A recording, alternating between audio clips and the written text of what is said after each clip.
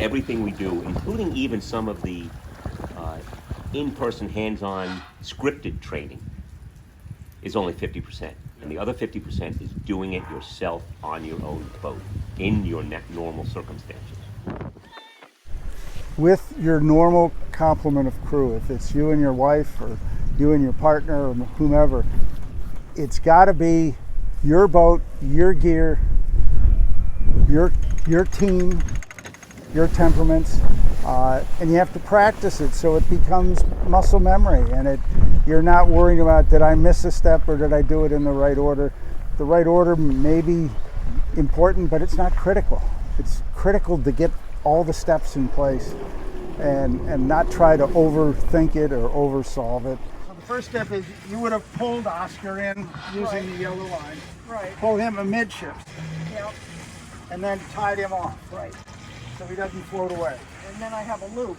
And then you have your loop here. So then you have a few moments here to rig what you need to rig. Right. So you take the spinnaker out of you attach it to the loop. Then you unfree him. I think bringing him to the boat, we didn't do that last time. I did the MOB button first because I thought that was important. Then, then I did the second step, throwing something overboard.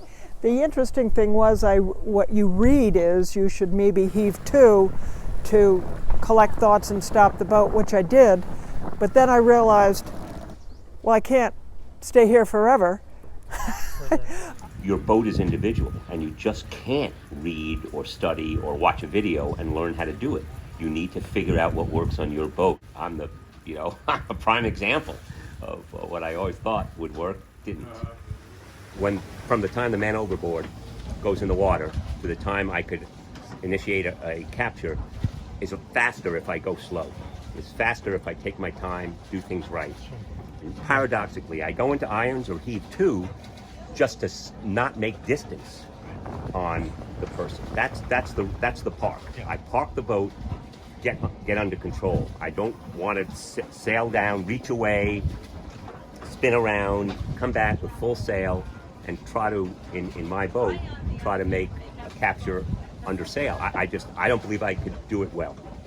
And I think it's worth the time to get my sails down, get my engine on, and do this in a controlled fashion. At the same time, you're right, hypothermia in main waters is a major issue, let alone the gas reflex. If you survive the first 30 to 60 seconds from your gas reflex, hypothermia is a problem. In this flood tide here in Penobscot Bay, the MOB had drifted considerably north of where the boat was when she pushed the MOB button. And so by the time she had taken all the sails down and done what she had to do, she completely lost track of where the MOB was, and the chart plotter wasn't taking us back to where the MOB was. It was taking back to where she pushed the button. So it took quite a while for her to be able to find the MOB, who was a big, full-size, bright orange device that floats pretty high out of the water. And we had a man overboard pole with a yellow flag flying. And still it was hard to find. And the seas weren't that big either, so it was a very interesting experiment. It was such good practice. So I'm glad I did it, even though I was terrified to do it. We tried 2 weeks ago to do the same thing, so I had a sense of what to do. My sense, though, is don't go overboard. And the other is watching everybody struggle with not finding the man overboard once you've dropped your sails. It's so easy to become disoriented. Take a deep breath, start the process.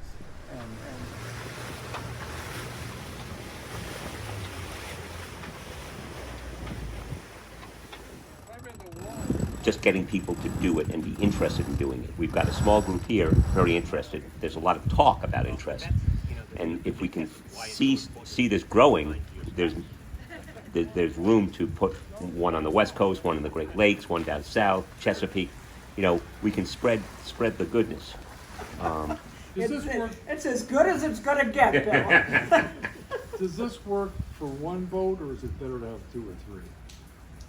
Two or three helps I agree. sell the idea that it's different on every boat. I agree. Yeah. I totally agree.